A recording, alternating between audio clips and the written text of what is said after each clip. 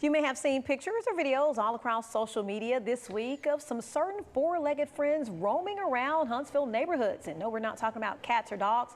We are talking about black bears. News 19's Nikki Marker joining us live from a neighborhood where those bears was roaming around. Nikki, what do we need to know about these bear sightings? Well, Tamika, right now I'm off of Bastion Lane right here in Huntsville, where a neighbor who lives on the street told me earlier she was taking her dog out for a walk. Now, that was around 3 p.m.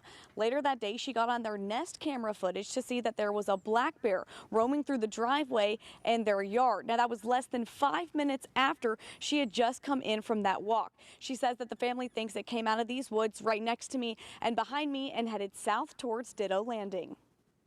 To the surprise of some Huntsville residents this week, a black bear was caught on camera roaming around their houses. And while this sight may make you do a double take, experts say black bear sightings in Alabama are actually pretty common. From May through late July, bears are their most active and more likely to be seen statewide.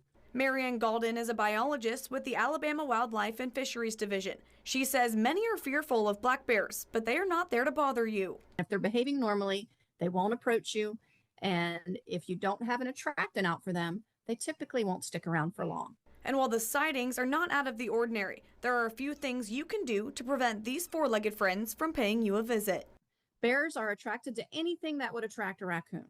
So think about it. Anything that you leave outside that a raccoon would approach, a bear would approach. So this includes pet food left outside, trash left outside, bird feeders, even a summertime grill that smells like hot dogs. If your immediate reaction is to quietly sneak away, Galden says you should actually do the opposite.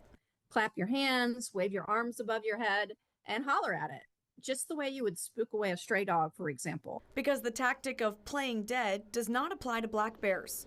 But if you were to find yourself in hand-to-hand combat in Alabama with a black bear, fight back. Pick up rocks, poke it in the eyes, punch it in the nose, all of those things. At the end of the day, they're just there to go through your trash looking for food and give you a good laugh on your camera.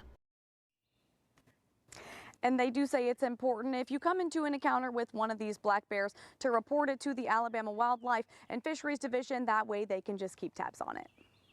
Nikki, I feel like you know a lot about bears now because of this report. Are bears of certain age or gender more likely to roam around?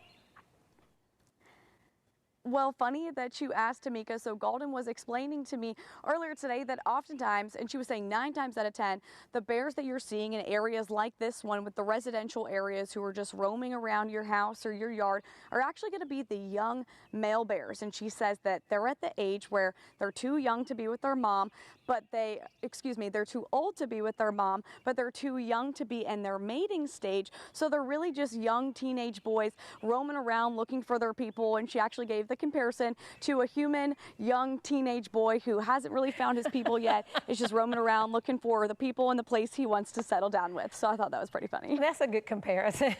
Thanks so much, Nikki, for that report. And you stay safe out there.